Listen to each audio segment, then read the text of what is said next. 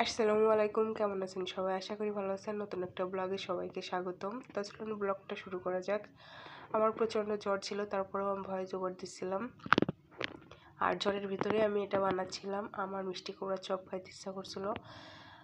তো আমার যে ভাবনা সেই কাজ, ওটাই করতে হবে আর কি। তারপর আমি এটা ব্যাটারটা বানায় নিচ্ছি। ব্যাটারটা বানাতে বানাতে আমার কিন্তু গা হাত পা কাঁপতেছিল, তারপরেও আমি ব্যাটারটা বানাচ্ছিলাম। আমার হাজব্যান্ড আমাকে নিষেধ করছিল যে আমি বানাই দিই, তোমার বানাতে হবে না, তুমি রুমে যেয়ে শুয়ে পড়ো। তো আমি বললাম না, আমি বানাবো।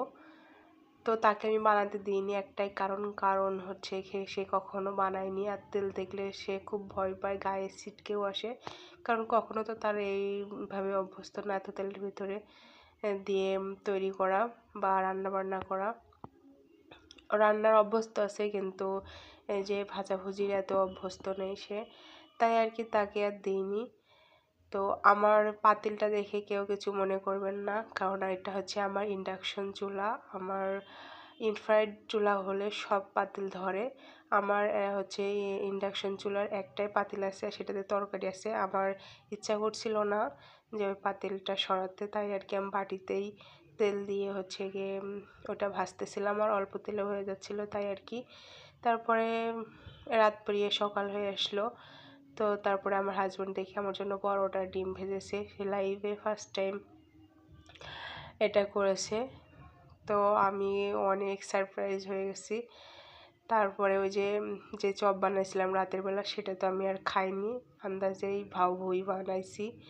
কি বলবো, আমার হাজব্যান্ড আমাকে পরে বকতেছিল।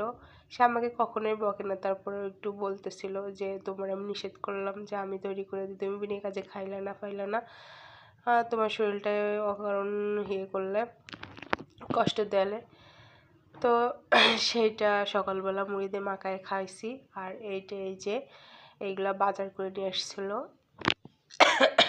যখন আমি হচ্ছে চপটা বানাই, তার আগের ভিডিও এটা। তো এই বাজারটা করে নিয়ে আসার পরে আমি চপটা বানাতে গেছিলাম।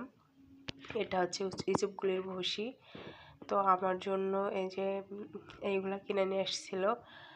আর এই আমতিনটা হচ্ছে গিয়ে আমাদের বাড়িয়ালি ভাবি দিচ্ছিল আবার। আর এই যে আমার জন্য লেবু, কলা, তারপরে ঝালমুড়ি, এগুলো নিয়ে এসেছিলো। আমি দেখে খুব খুশি হয়ে গেছিলাম, বিশেষ করে ঝালমুড়িটা আমার খুব খেতে ইচ্ছা করছিল। আর তারপরে যে কলা আমাকে খেতে দিল, 4টে কলা খেতে হবে আমাকে নাকি। তো আমি এখান থেকে একটা কলা খেয়ে আর খেতে পারিনি, কারণ